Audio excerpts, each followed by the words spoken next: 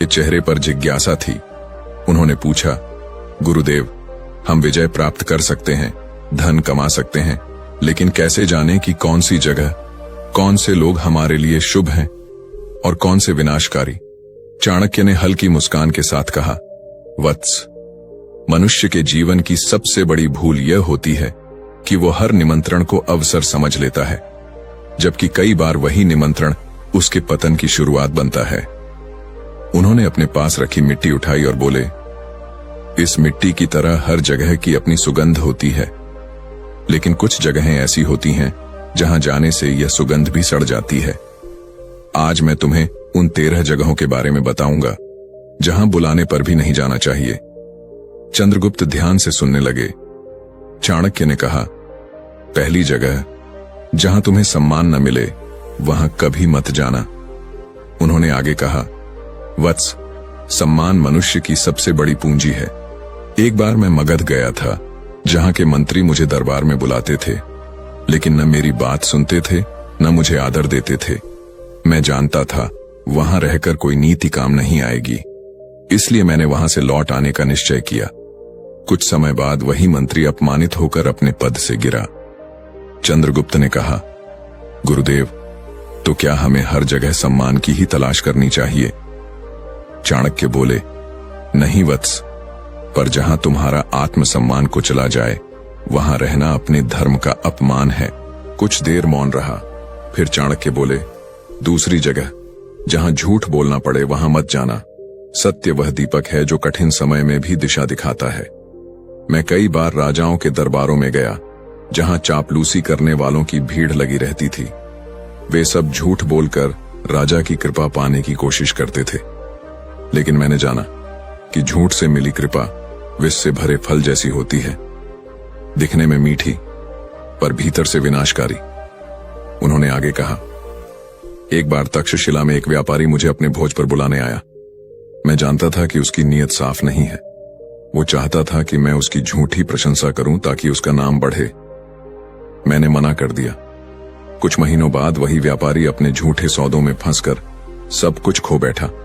याद रखो वत्स, जहां झूठ की नींव पर इमारत खड़ी हो वहां जाना आत्मा का अपमान है। चंद्रगुप्त ने पूछा, गुरुदेव, क्या तीसरी जगह भी ऐसी ही खतरनाक होती है? चाणक्य ने सिर हिलाया।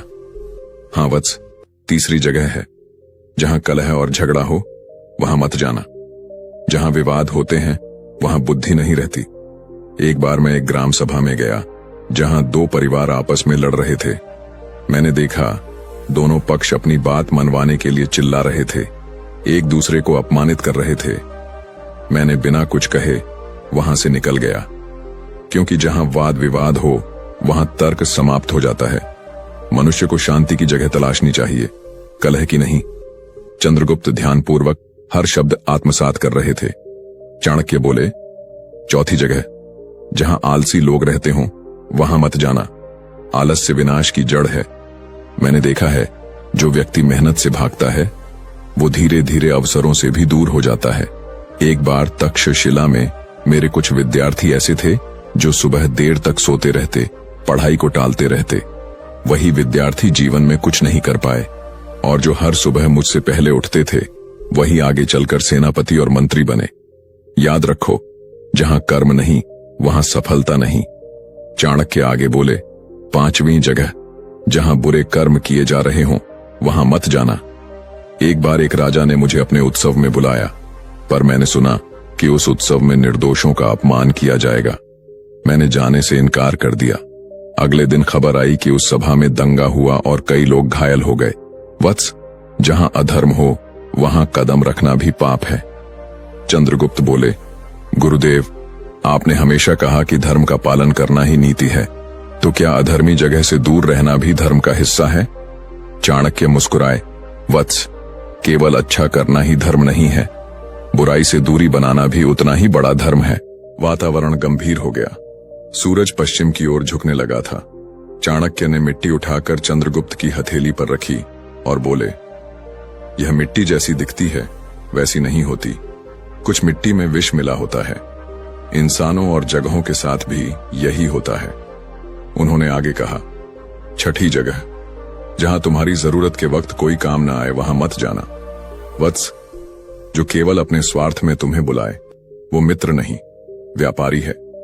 मैंने अपने जीवन में देखा है कि संकट के समय सच्चे साथी वही होते हैं जो बिना बुलाए साथ आ जाएं। एक बार मैंने चंद्रगुप्त को एक किले में अकेला भेजा था।